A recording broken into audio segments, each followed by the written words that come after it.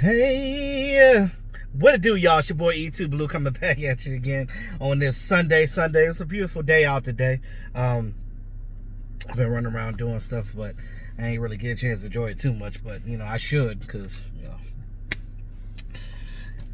we've been having a lot of rain in the past week. But as we embark in training camp, things that have been transpiring with the Dallas Cowboys so far in training camp, Mike McCarthy had his press conference, and everybody was tuned into that.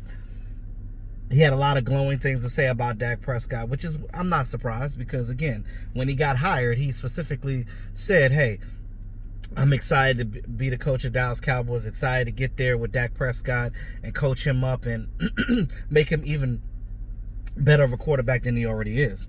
He basically was talking about, like, when he coached the Green Bay Packers, and he was like, yeah, Dak Prescott almost came in here and knocked our block off, you know what I mean? And even with our terrible coaching that we had before, Dak Prescott was able to, man that game. And, a lot of these people that say bad things about Dak Prescott, and I just look at it like, I'm not sitting here saying that he's elite. And you guys know, I don't like to talk about the whole situation because it's like beating a dead horse. Look, he's on his franchise tag. He's playing with that. He's getting his $31.4 million, whatever.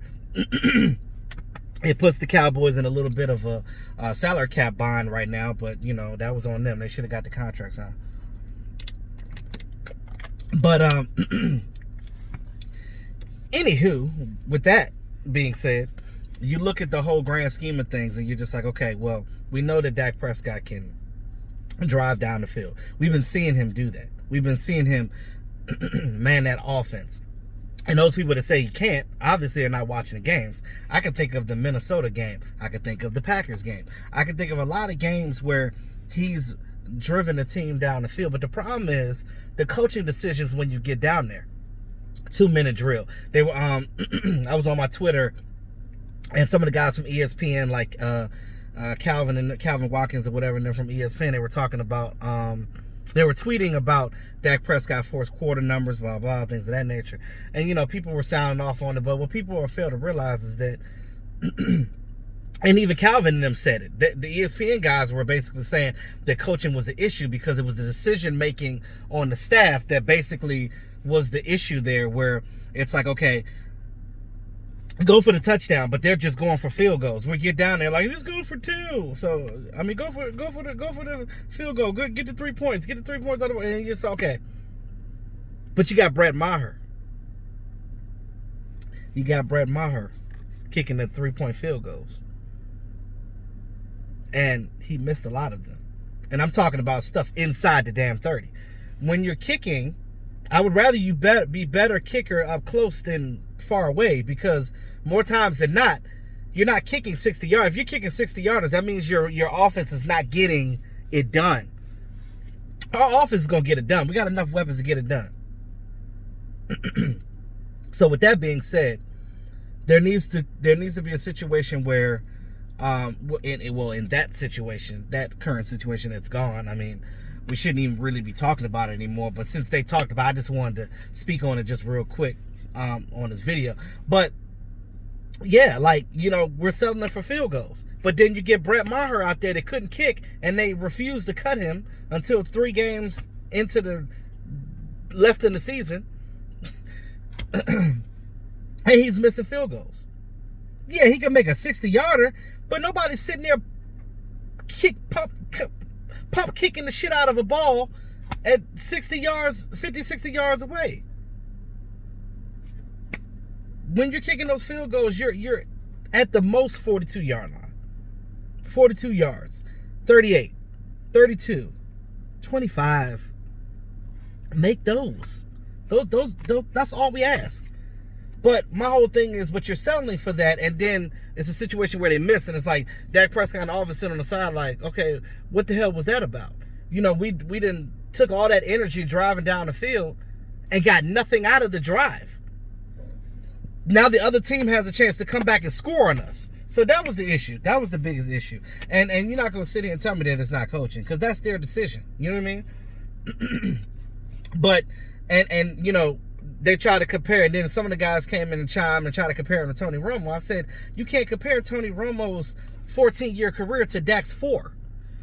I mean, if you take a small sample, then yes, you can compare. If you take Tony Romo's first 4 years to Dak Prescott's first 4 years, the numbers are pretty similar. If you want to say that. Numbers are hella similar. Like, go look at them. They're hella similar. I got a list of it. Matter of fact, I'll probably do it on my next live stream and show you guys. But very similar. Now, Tony Romo had a great career. I was a big fan of Tony Romo when he was a Dallas Cowboys quarterback. But even as good as he was and manning that offense, they still didn't win the NFC Championship title. Or NFC Championship game. They still never made it to the Super Bowl. That's coaching. Even Tony Romo's era, they had good offensive line. They had DeMarco Murray. They had good running backs. They had Tashard Choice. They had Marion Barber. They had a lot of good guys on this team. The last good coach we had was Bill Parcells. And that was like very early in Tony Romo's career. By the time Tony Romo really got started, he was out of there already. So I just look at that whole situation. I'm like, we just had terrible coaching from then. So I think that the variable now is you got Mike McCarthy. You got this whole group in here. Things are going to be different. Dak Prescott is going to look totally different out there on that field. Mike McCarthy is going to let him have more of the reins, which I feel like the last coaching staff left him hanging before. Dak Prescott can man that offense. He's done it. If you watch them mic'd up or listen to them mic'd up, you can hear what he's doing. He's out there changing the plays when he's seeing linebackers trying to cheat up and things of that nature, and he's switching things up. And if you pay attention, you can see that. But you know, it is what it is. But anywho, they'll see. I'm not even gonna explain any more about it. It is what it is. But I will say this though: I think that this season, barring that we have a full season, might actually be a really good season for the Dallas Cowboys. I'm looking at what the coaches are doing, and what Mike McCarthy was talking in his press conference. They're pretty much, man, they're in there. They're in there to win it. They're not playing around. They're in it to win these games, and they're holding the players accountable. They're holding his other coaches accountable. Everybody, accountability is big, and everybody has to do their part for this train to keep moving. That's it. It's you know, football is a team sport. Everybody has to pull their weight. So with that being said, you know, everybody thinks that Mike McCarthy, oh yeah, he likes to throw the ball all the time. That's because he ain't had no running backs like that. Not like Ezekiel Elliott and Tony Pollard. Oh, Ezekiel Elliott gonna be tired because he gonna get that Brock a lot. And he's going to be able to prove to everybody that he's still a top back in this league. I don't even understand why that was even a question. When somebody was saying that he wasn't. Like, to me, that was a bunch of bullshit. Because Zeke can still run that rock, bro. Trust and believe he can run that rock. So, yeah. So, we look at that. And then, as far as training camp goes, so this Friday, they're going to be having their first practice in shells. So they'll have their shells on, and they'll be out there, and we'll get to see a little bit of contact, guys. We'll get to see some things, and I think that it's going to be a good look for this team. And we get to actually see some type of football, and that's hand clap for that. As the season approaches, you know, because, you know, August is already like, shoot, my birthday was what, the 3rd? And I feel like we're already almost halfway through the month already. It's crazy. It's like today's the 9th. It's like it's going by fast already. Like, next thing you know, it's going to be September. We'll be into the season. So I'm curious to see what that's going to be like as well. Too bad we can't travel to the games, but you know, it is what it is. I know that they're probably going to run 50% capacity, but most of the fans are going to be there are going to be people that live there. So, you know, nobody's really traveling to go to games this year. I really doubt that, you know, with this whole COVID-19 thing. But I look at it like this. I'm really excited to see what I'm seeing with these coaches and see what I see, what they're doing with these players. And the players are genuinely excited. Leighton Vander Esch coming off of his injury. He's excited to get going. And two guys that did have the COVID, that did test positive, they came back. John V. Johnson and Savion Smith, they're both back. So they waived Kendrick Rogers, the the undrafted rookie wide receiver. They waived him, so we won't get to see him.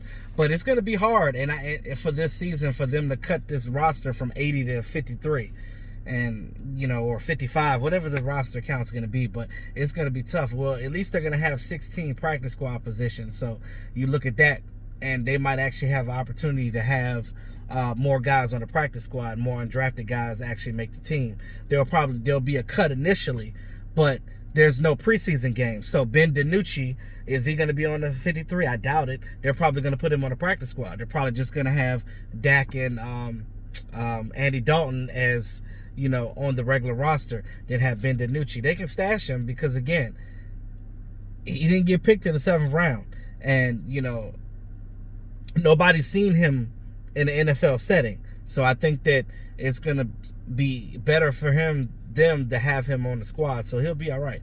So I don't think that it'd be hard for them to keep him. I think that it'd be a situation where they'll be able to stash whatever guys they can, because, again, there's no preseason game. So there's only practice. So they're just going to have to just pick their guys based on the practice. Now, it's going to be a little tougher for the players because they're not playing against another team.